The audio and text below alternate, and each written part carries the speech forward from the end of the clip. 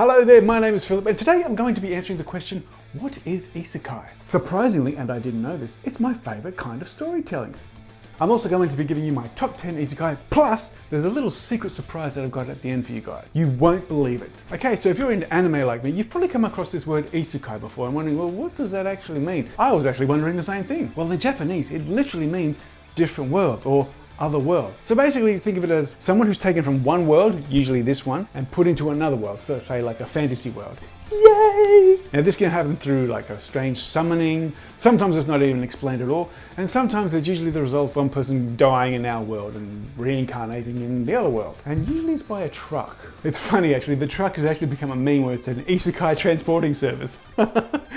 Let's smack you into another dimension. Oh my goodness. The truck's even got its own name now. Truck-kun. Isekai delivery service.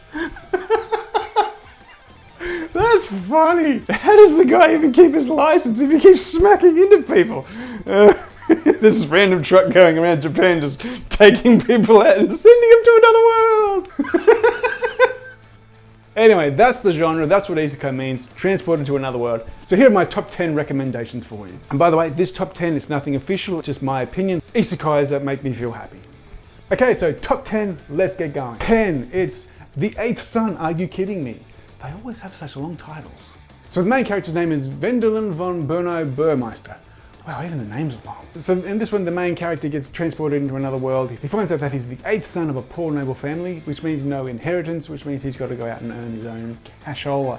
But he has mega powers and he starts making a name for himself very quickly. It's very cool. So is he overpowered? Yes, very much so. How is he Isekai? Your guess is as good as mine with this one. He's at his computer desk, he falls asleep and then ta-da, he's in this new world. So it's not really explained, but that's how it happens. Is it funny? It has its moments, yes. It's quite charming. Would I like being this character? I think so. He's overpowered, he gets the job done quickly. He's liked, he's lucky. Yeah, I think I'd enjoy being him. All right, so number 9. How Not to Summon a Demon Lord. Now the name may put you off a little bit, but it's actually quite a funny show. Main character's name is Diablo. Story is he was a gamer in our world and he gets summoned by 2 bumbling adventurers who are really funny. Now our main character has no social skills whatsoever, so he doesn't know how to talk to people, especially the ladies. So he's just pretending to be a demon lord and just demon lording his way through going, ah, the whole time. It's very funny, very funny. Plus it's got a cool soundtrack. The ending and the starting, the music just rocks. Is he overpowered? Yes, very much so. How is he Isekai'd? Summoned.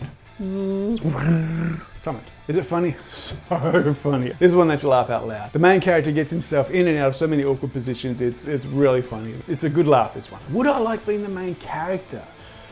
Whew. You know what? He's all powerful and all that, but being a demon lord, I'm gonna say no.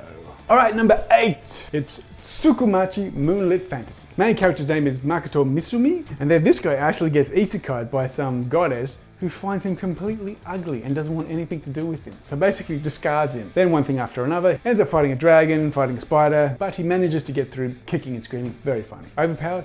Yes, thank goodness for him, otherwise he'd be in a lot of trouble. How is he Isekai? Summoned. Is it funny? Yes, very funny. Poor guy. It's mostly funny at him, but Would I like to be the main characters? Powers, yes. Troubles, no. So number 7, the cautious hero. The hero is overly cautious. The main character's name is Seiya Ryugane, but I have to put an honorable mention to the goddess Ristarte. Oh, that girl is so funny. Her reactions to stuff going on, it's hilarious. So the story of this one is the main character is summoned to this world to fight off the demon lord, but he is overly cautious, like to the max. Before he does anything, he's got to pump up his body and he's stocking up on potions, and after he does anything, it's back to training again. So it's very funny, and the people that he's training with, he sends them crazy. Very funny, very cool. Is he overpowered? Yes. That also comes from him being overly cautious too, I think. How is he Isekai'd? He's summoned. Magic. So is it funny? So funny. Just watch it for the reactions from Ristarte alone and you'll laugh. It's very, very good, very funny. Would I like being the main character? Probably not. I don't think I could be that cautious. Okay, so number 6, The Fruit of Evolution. Before I knew it, my life had it made. Oh man, they're so long, these titles. Main character's name is Sahichi Hiragane. Now the story of this one, Sahichi was a overweight kid. He wasn't very liked in his school, and the whole class gets summoned. But because he wasn't liked, he didn't get to get a party with some of his school friends, so they all grouped up together and he was sent by himself. and he was in the middle of nowhere. Long story short, he eats this fruit, gets all buffed up, and he takes on a gorilla, who instantly falls in love with him, who also eats the fruit and turns into this hot girl, and it goes on from there. So how is Isekai summoned again? It's a funny, very funny. So she screams of anguish are hilarious. He's forever going, ah, most of the time, very funny. Would I like being the main character? You know what, I'm gonna say yes. He's overpowered and his luck is through the roof. He's just going through and everything's going his way. It's very cool. All right, so number 5, how a realist rebuilt the kingdom. Main character, this one's name is Somokazuya. So the story of this one is actually very clever, this show. So the main character is summoned by this poor kingdom as a ransom to pay a bigger kingdom for reasons. But instead he uses his guile and his wits to sort of change things a little bit and make the kingdom profitable. So they ended up being able to pay the kingdom what they owed, and he started to build the kingdom up. They sort of said, hey, you're really good at this, you become the king. You actually see a more strategic way of how he brings his kingdom up and how he has to defend from opposing forces. So it's actually a very clever and philosophical show. Oh, it was very good, very good. Is it funny? Parts of it are, yes, but I wouldn't put it down as a funny one. It's enjoyable, it's clever, and it has its funny moments, but I wouldn't put it down as funny per se. Would I like being the main character? Well, what he gets and creates, sure, but I don't think I have the political mind to pull off the stuff that he does. Very clever. Wait, am I saying I'm not clever?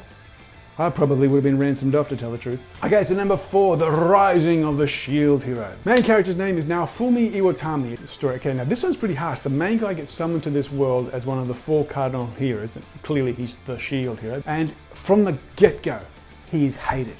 He is despised by everyone in the kingdom because everyone doesn't like the shield hero for some reason. And no matter what happens, he gets blamed for it, even if someone else is doing it. They politically trick everyone to say that that was his fault. So he's got to come back from that, still be the hero, despite all the stuff happening against him. It's a monumentous effort. And it's his story of persecution and redemption. But it's an epic tale and I highly recommend it, especially the redemption episode. Oh, so good. Just desserts. So good. Is he overpowered? Not at first. He has to build up his skills and build up the powers of his shield. So he's not essentially overpowered. He's clever and he's resourceful. So that's where he gets his strength from. Is it funny? No. No, it's not.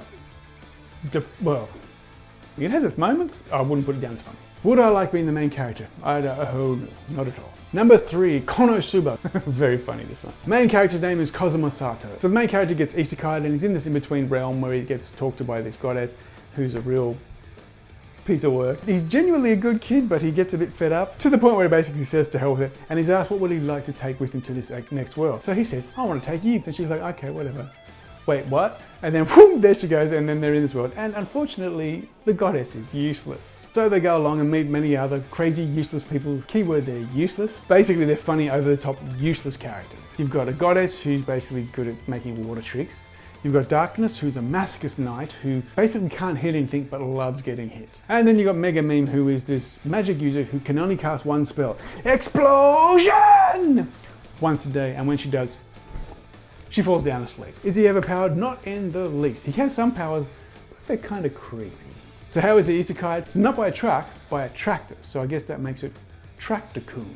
Would I like to be the main character? Not on your life. No way.